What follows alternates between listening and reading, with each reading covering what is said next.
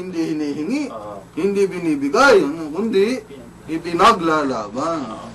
Ano na ngayon? 120 years na, no? O 120 taon na ang nakalipas. Ano na yung bansa ngayon? Mula doon kay Andres Bonifacio, Ano ang 1892. Ano ang sinulong? Ano na yung development? Aba, parang umikot lang, no? Oo. Parang ano lang, Ito bang pinag-usapan natin noong karaang Sabado, yung hanapan ng solusyon yung kahirapan? Ito Ayan. ba yung minana natin? Ayan, minana natin yung problema. Okay. Ngayon, ang solusyon, tignan natin kung pwede nating manahin kasi ipinakita po yan ng ating mga bayani. Ang ipinakitang solusyon ni Rizal, ang ipinakitang solusyon ni Bonifacio, ay hindi naman magkalaban. O kung tutuusin, Inspired pa na...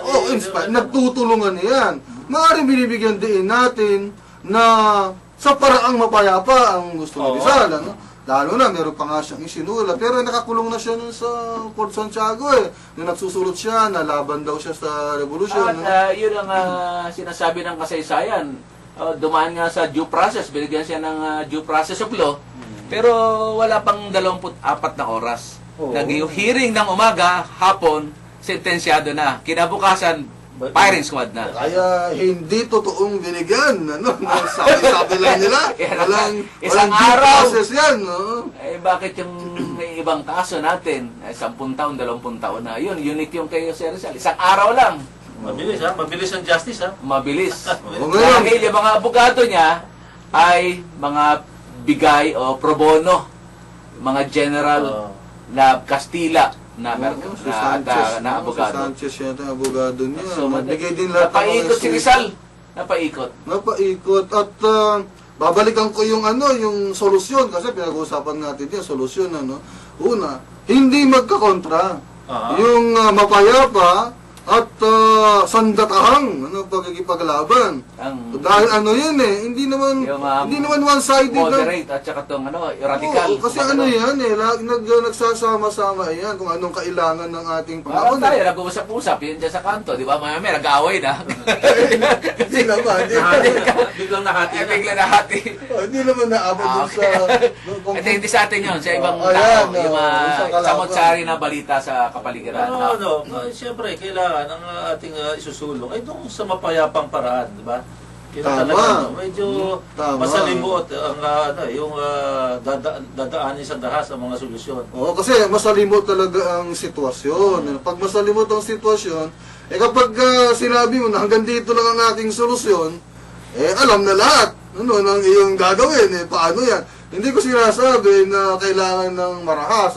Pero kahit na ang isang gobyernong mapayapa, ay hindi tumitigil at patuloy yan sa pagsasanay ng kanyang sandatahang lakas. Bakit? Kasi kailangan ng gobyerno na pagsanggalang ang kanyang sarili. Nagwakas ba yung, o nagpatuloy, o nagwakas na doon? Natuldo ka na ba yung pakipaglaban ni Bonifacio, o ipinagpatuloy ito? Makaraan 120 taon. Hanggang ngayon, may pagtutunggali pa rin. Kung titingnan natin, Patuloy. titingnan natin yung baitang ng revolusyon, ng Katipunan, ay pinagpatuloy nila Macario Sakay, nila Asigdillo, hanggang dumating kay Crisanto Evangelista noong 1935, unang Communist Party of the Philippines na yaring Europa sa Russia, no? At sinundan nila Jose Lava, Luis Taruk, kay Joma, Jose Maria Sison, kay Honasan, kay Trillanes, at kay Father Blanco ng Kasapi, yung founder ng Kasapi, na pumayapa na rin. So, pinagpatuloy na mga iba't ibang uri ng pakipaglaban, iba't ibang katauhan ng mga katipunero. Ibang anyo. Iba-ibang anyo. Pero sa dulo, yun din, no? Nagkita-kita rin doon. Ano nangyari? Sa palagay nyo, mga kasama? Patuloy nga ang pagkikipaglaban.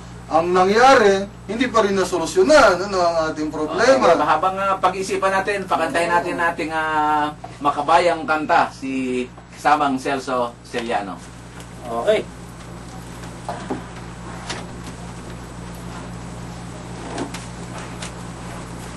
Talakpak mo na. Walang bayad yan, mga pagod sa digbasa. Magandang hapon po sa inyo lahat. Ang kalayahan ay hindi hinihingi. Tingin mo muna si Gloria. Maganda yan, maganda.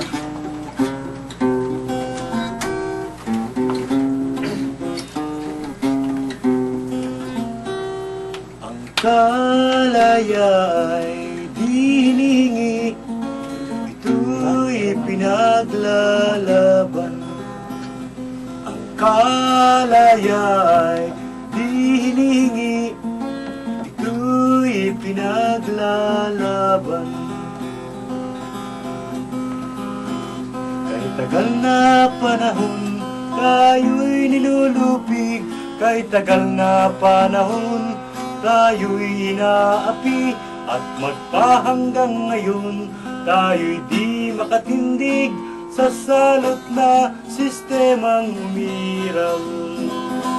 Tandaan, tandaan, tandaan, tandaan.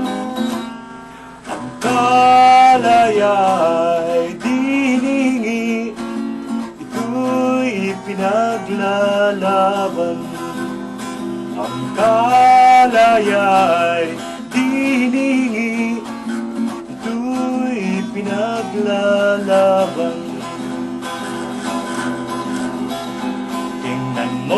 Tingnan nyo ang mga mamamayan, may pangkat manggagawa, magsasakat, mag-aaral, halos lahat na ng sektor ng buong sambayanan. Lahat sila'y kumikilos para sa kalayaan. Tandaan, tandaan, tandaan, tandaan. Ang kalaya ay di hiningi, ito'y pinaglalaban. Ang kalaya ay di hiningi, ito'y pinaglalaban. Ito'y ipinaglalaban. Mabuhay ang Katipunan! Mabuhay! Okay, umpisa pa lang yan, kasama si Also, no? Yes. Mabalik tayo doon sa tinatalakay natin, no? Dahil ito na may handog natin, itong kalahati ng programa ngayon para sa paggunita sa selebrasyon ng ika-120 taon ng pagkakatayo ng Katipunan dito sa atin sa Pilipinas na pinangunahan niya ni Gat Andres Bonifacio. Matatandaan natin na sinasabi ni kasama na talagang nagkaroon ng dayaan nung araw pa, no? Dahil dito ay inimbita ng mga revolusyonaryo ng grupo ni Aguinaldo. Dumating ngayong congressman, isang congressman, no? Noong 1900, no? 1901 dumating sa Pilipinas, nagpunta ng ng Mount Banawe sa Baguio.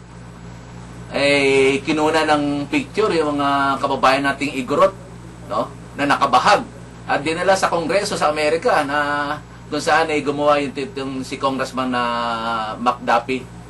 Kaya nagkaroon ng tiding McDuffie law na kung saan kailangan daw tulungan ang Pilipinas dahil ang mga tao hindi pa nakadamit. parang ebat adan.